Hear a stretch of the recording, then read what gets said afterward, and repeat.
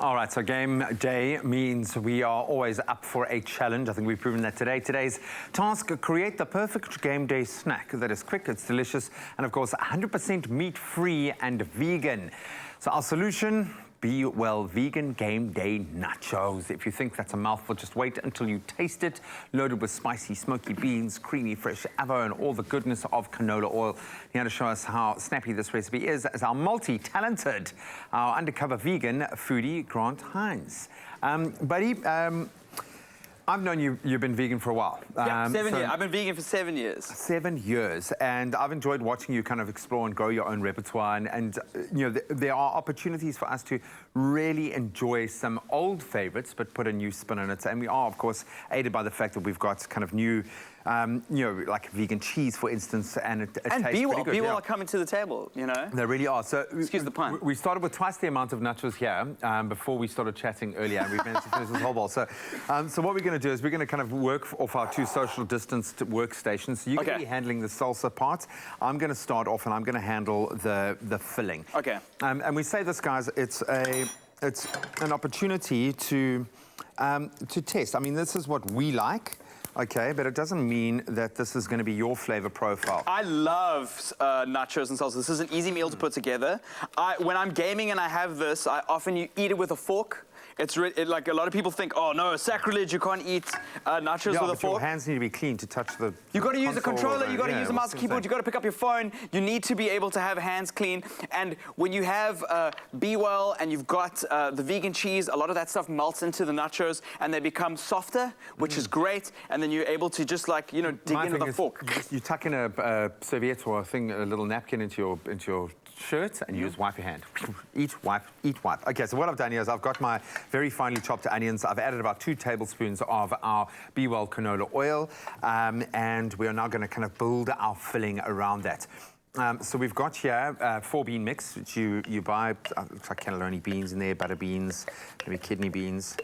And this is going to I love spicy beans. Beans are underrated. They are underrated. Man, here one for the legumes, man. And this is a great way to bulk it up. You can add other things as well. You could even put butternut in there if you wanted to bulk it up. We want the protein. We want the protein. Give me those beans. Okay, so here we've got just normal tinned chopped tomatoes, which we've Mexicanified by putting in a bit of cumin and coriander powder. You can buy it.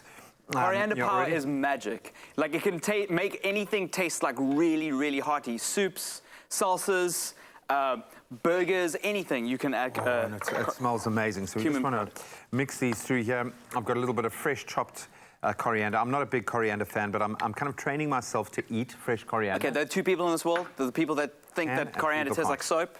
Yeah. And there's people like myself who love coriander. I put coriander in everything.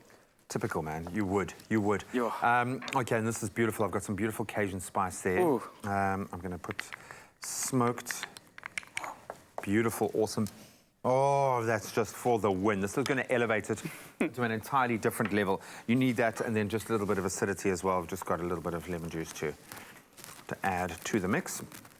And that's, I mean, you don't really need to cook everything through. You just want those flavors to really infuse.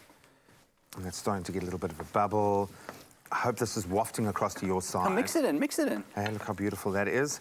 And it looks kind of, it's got a meatiness. It's got full of umami flavors.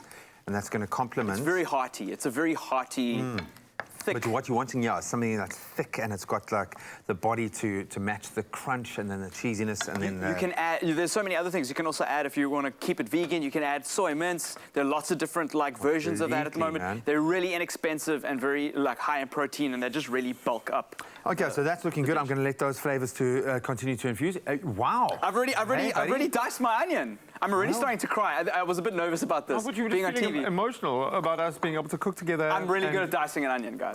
You really are. That's really One of my pro tips is that when you are learning to cook or cooking at home, just do the basic stuff on YouTube first, and then you can cut an onion for nearly every meal, and then you're just like a pro for it. So we've got the cubed tomatoes. I'm very bad at that, but this came out pretty good. You've done exceptionally well. And the diced onion. So I just stir that up. We're going to add a couple of things just to bulk it up. We're going to use the BWELL oil just to make sure that there's a little bit of the stick when it comes to some of the spices that we're going to be throwing in now. Sure.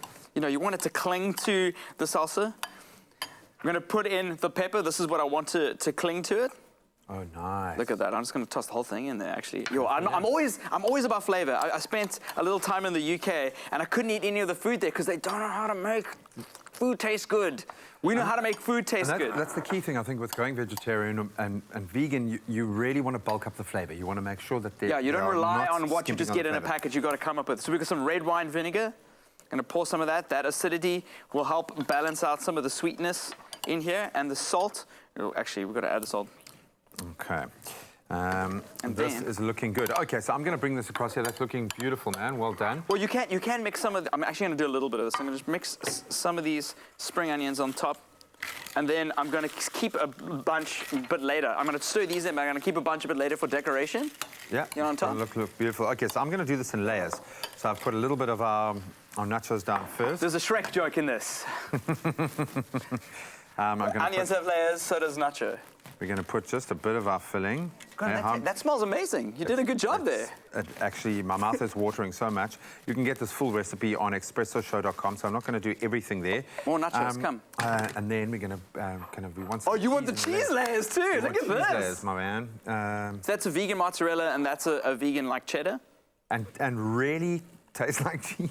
A pro tip when you are melting vegan cheese, a lot of people say it doesn't melt very well. Take some of your BWELL and take a brush and then spread it over the cheese. That really makes a big deal. If you watch any like professional vegan chef, that's a hack they use all the time. Is they take the BWELL oil and then just spread a little bit over the cheese. Just get some extra oil. Because remember, cheese normally is really fatty, and vegan cheese is a lot less fatty than normal cheese. So you just add a little bit more. Okay, well, we do the final layer and do the finishing touches. You can go through a blow-by-blow of how we arrive at this spectacular vegan nacho plate.